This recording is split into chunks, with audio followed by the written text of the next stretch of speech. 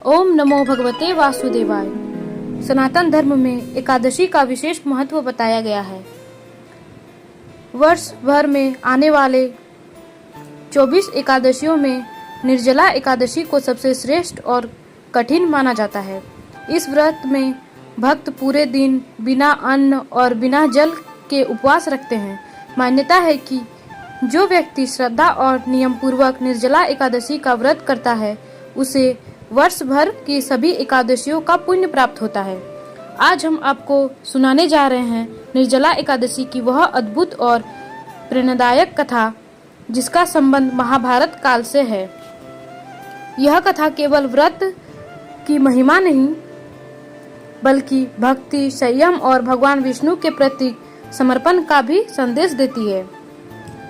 महाभारत काल की कथा द्वापर युग की बात है। हस्तिनापुर में पांचों पांडव अपनी माता कुंती और पत्नी द्रौपदी के साथ रहते थे। पांचों भाई भगवान श्री कृष्ण और भगवान विष्णु के परम भक्त थे।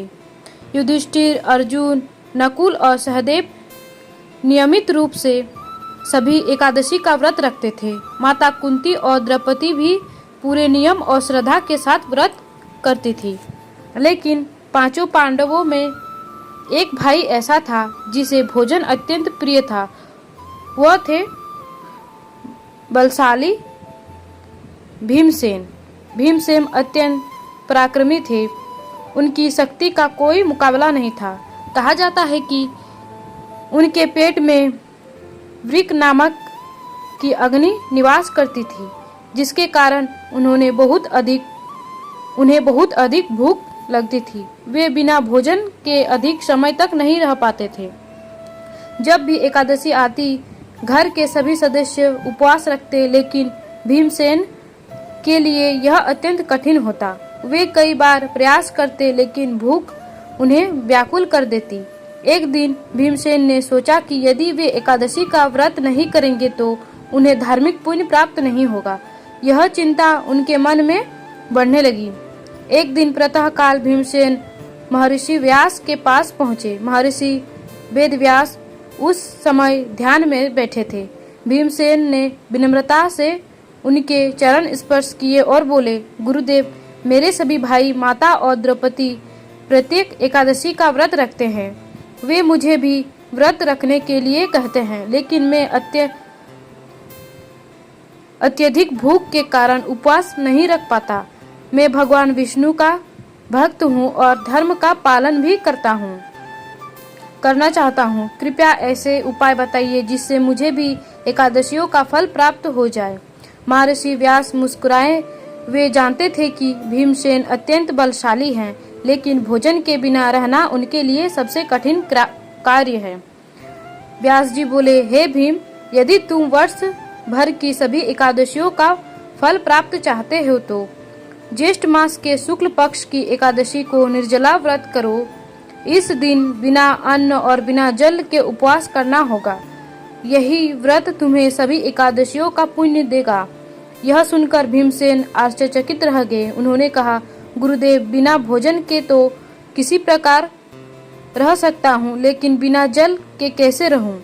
मेरे लिए तो एक समय भी जल छोड़ना कठिन है।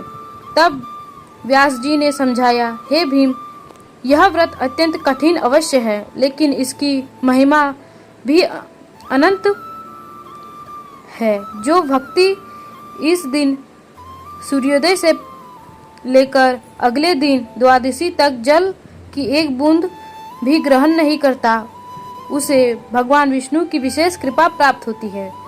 उसके सभी पाप नष्ट हो जाते हैं और अंत समय में उसे विष्णुलोक की प्राप्ति होती है।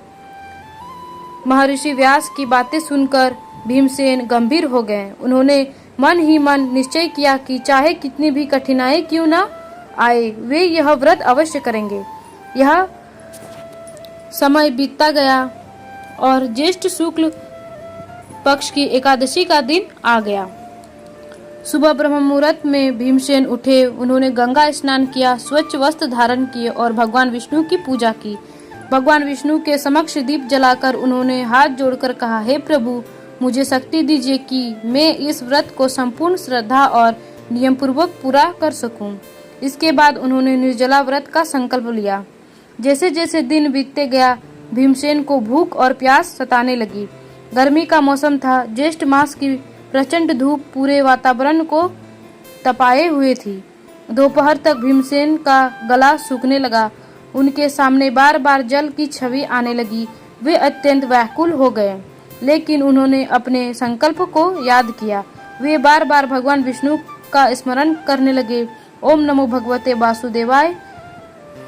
कभी वे ध्यान करते, कभी भगवान का नाम जप करते और कभी कृष्ण जी की लीलाओं का स्मरण करते।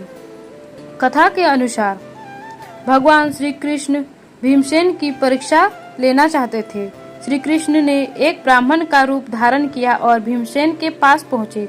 उन्होंने कहा, हे वीर, मैं बहुत प्यासा हूँ, क्या मुझे थोड़ा जल मिल सकता है? भीमसेन धर्म संकट में पड़ गए। स्वयं भी प्यासे से व्याकुल थे, लेकिन अतिथि को मना करना भी अधर्म माना जाता है। भीमसेन ने विनम्रता से कहा, हे ब्राह्मण देव, आज मैंने निर्जला एकादशी का व्रत रखा है। मेरे पास जल नहीं है, लेकिन यदि मैं उसे स्पर्श करूंगा तो मेरा व्रत भंग हो जाएगा। ब्राह्मण रूप श्री कृष्ण मुस्कुराए और बोले, धर्म का पालन आसान नहीं होता।